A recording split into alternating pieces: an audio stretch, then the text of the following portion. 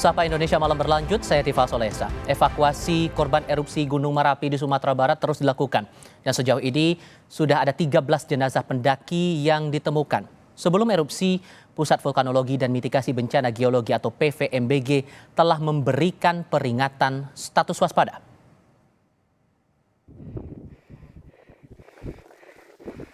Duka menyelimuti keluarga Nazatra Adzin Mufadal, mahasiswa Universitas Islam Riau yang menjadi korban erupsi Gunung Merapi, Sumatera Barat minggu lalu.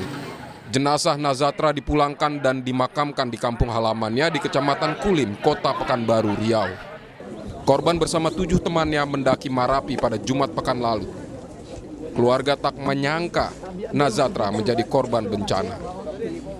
Dengan berbagai macam kendala kan.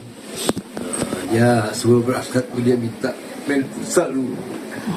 Dia main futsal dulu sempat sama teman-temannya ya. Sore itu dia main futsal. Main futsal dia katanya. Dikejar setelah pulang futsal baru dia berangkat. Iya. Jumat sore. Sabtu jam pagi jam 10. Saat ini tercatat 13 orang pendaki meninggal dunia akibat terjebak erupsi Gunung Merapi.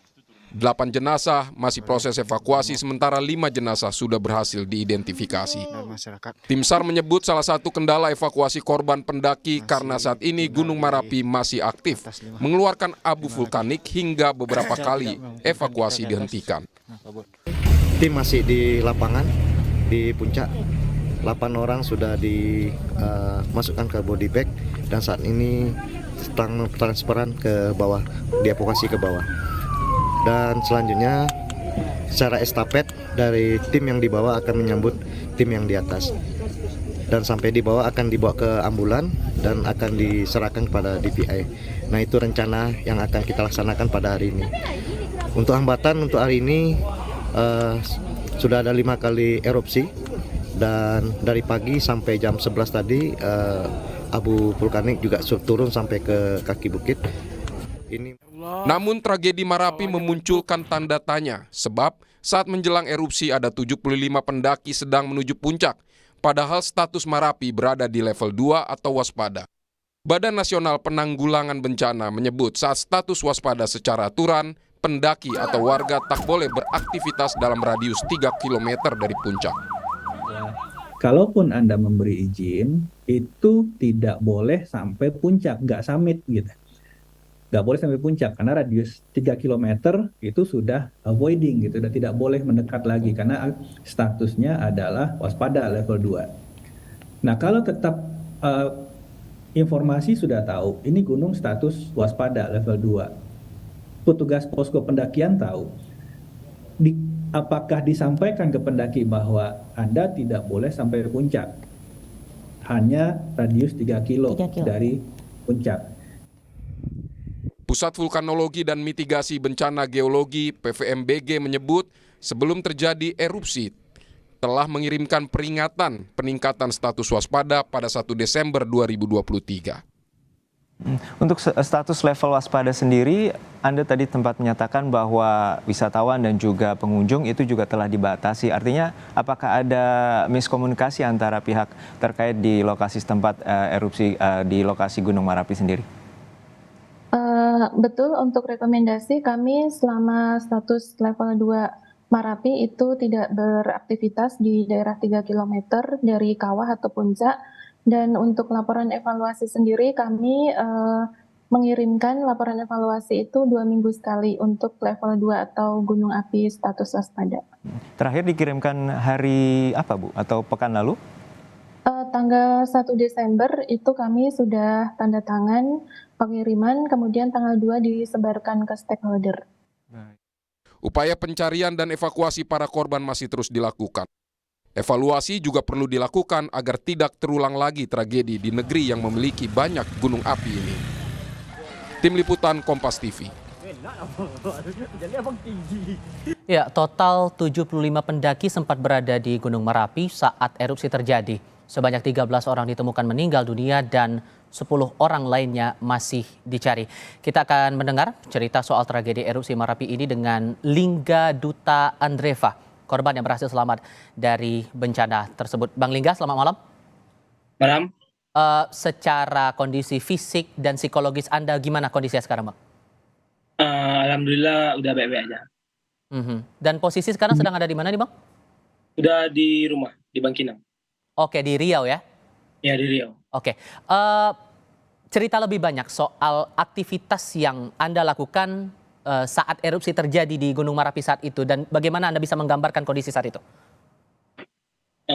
Jadi kami bertiga naiknya jam 11. Naik jam 11-nya lama jalan, udah mau sampai di Cadasnya. Kami istirahat sebentar. Kayak ngedengar suara pesawat gitu.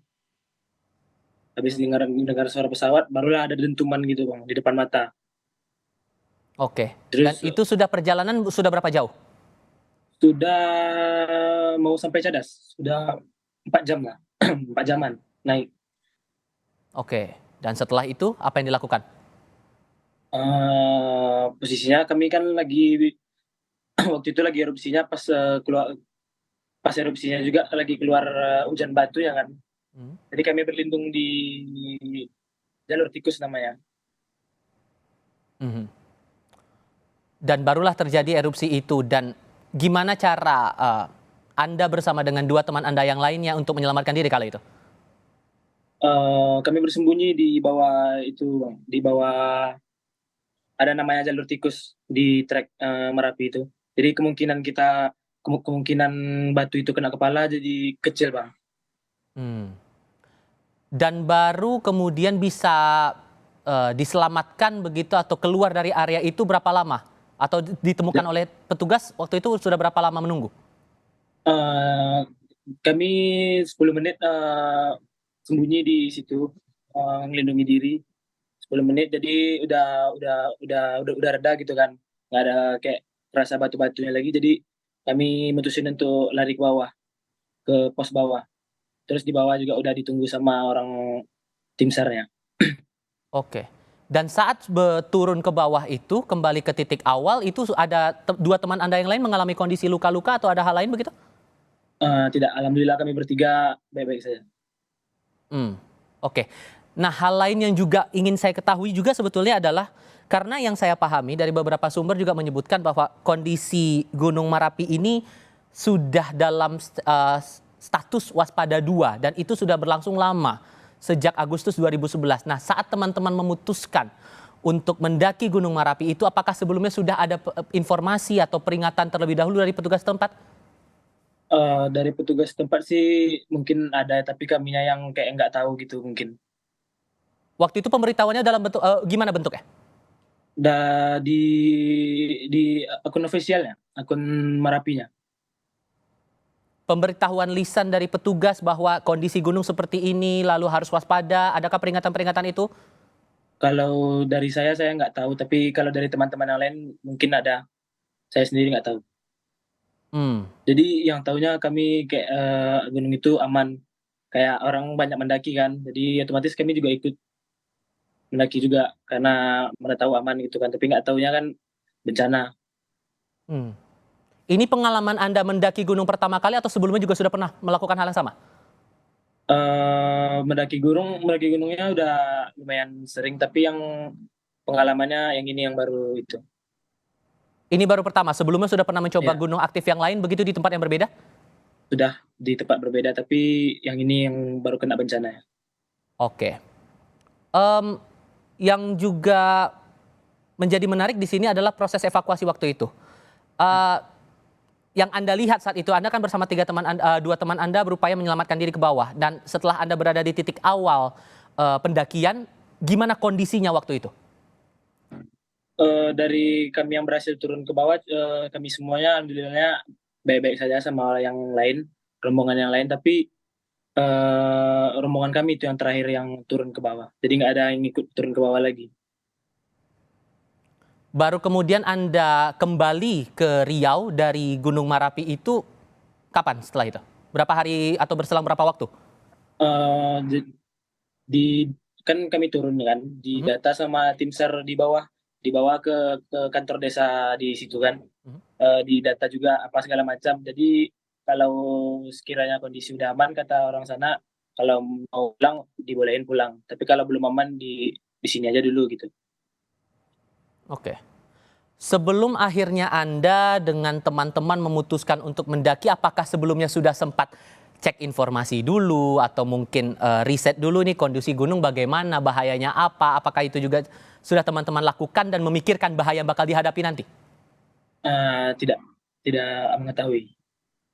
Jadi betul-betul nekat saja begitu memilih untuk mendaki begitu ya? Iya. Terpikir kapan untuk mendaki dan akhirnya baru dieksekusi waktu itu ya? Berapa lama tuh waktunya antara memikirkan untuk mendaki sampai akhirnya memutuskan untuk ke Gunung Merapi waktu itu? Rencananya sih udah lama dari 2 bulan kemarin, tapi karena ada ujian di kampus kan, jadi tunda baru tanggal 3 ya, tanggal 3 kemarin baru ke Merapinya. Tentu ini jadi pelajaran juga ya bahwa kondisi alam kita tidak bisa memperkirakan begitu. Nah, kalaupun kemudian Anda memutuskan untuk berikutnya bakal coba mendaki lagi di gunung aktif yang lain, kira-kira apa pelajaran yang bakal dipetik untuk bisa dijadikan pelajaran buat berikutnya dan mungkin juga untuk para pendaki lain, kira-kira apa yang harus diperhatikan? Mungkin dari saya sendiri ya lihat dulu gimana kondisi gunungnya, aman didaki atau nggak didaki. Kalau yang nggak aman jangan dulu gitu kan. Oke. Yang pasti kita berharap untuk 10 korban lainnya masih dicari untuk segera ditemukan dalam kondisi apapun. Terima kasih Bang Lingga sudah mau berbagi cerita bersama kami di Kompas TV. Sama-sama. Sehat selalu, semoga pulih kondisi fisik dan psikologis ya. Selamat malam. Amin.